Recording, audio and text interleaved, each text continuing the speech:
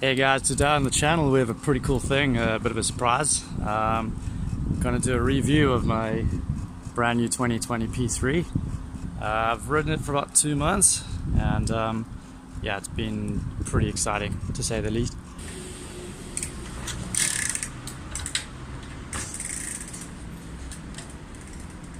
The geometry is more or less the same as the 2018s. I had one of the 2015s. But yeah, it's all around just a really good looking bike. You can see obviously pretty not stock components. As I do with most of my bikes, it's literally a case of pulling it all apart and then building up my own parts on it piece by piece. Got the Hope hubs over here on some pretty decent brakes, and then the old Odyssey Aitken seat, which comes with me from every bike, from an old BMX, but it's just such a cool seat, pretty rare. Spank 785 bars up front, and the P-Series stem, and the P-Series cranks, or the start cranks. It's one of the only few components left on the bike, the original spec. But yeah, all around really good.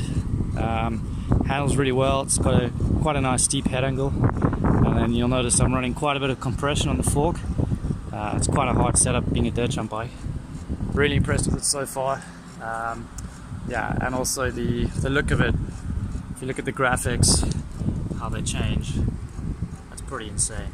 So as you walk around the bike, it goes green and then it goes gold, and I think the matte black just really suits it pretty well too. Yeah, short chain stays as well, really cool. And then it's got a very cool chain tension system at the back, which hasn't changed for a number of years from Specialized, but works really well. Literally just pull it tight and then just take these 2 bolts to do it up afterwards. It does run a QR 135 rear hub, but it's pretty bomb proof. If you have a decent hub like a Hope, you should be fine. Shouldn't have any troubles. And then just some plastic platforms. Over the years, the shins don't really like the metal pedals anymore.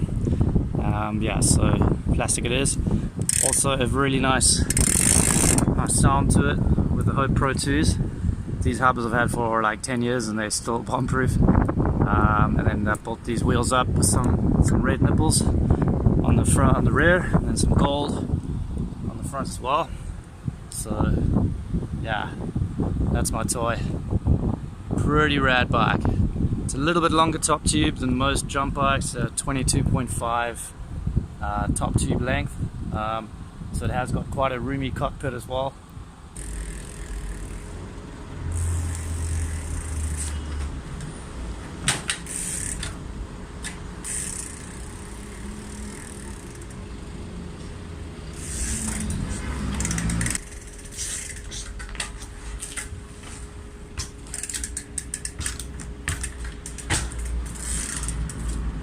But it's not too long, and the head angle steepness kind of offsets that a little bit too.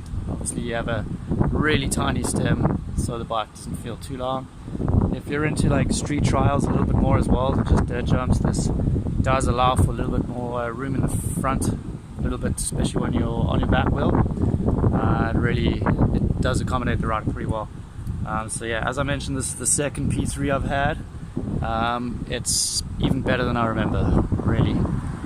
Yeah, so keep posted and keep watching. I'm going to be doing a lot more reviews, I think, in the future. Pretty neat, this kind of thing. Just been riding my whole life, but I think it's time to share some knowledge and share some opinions. And you're welcome to comment and tell me what you think. But yeah, 2020 P3 custom build. Really cool. I really like it. Thanks folks. Make sure you can subscribe and leave some comments and give us a thumbs up.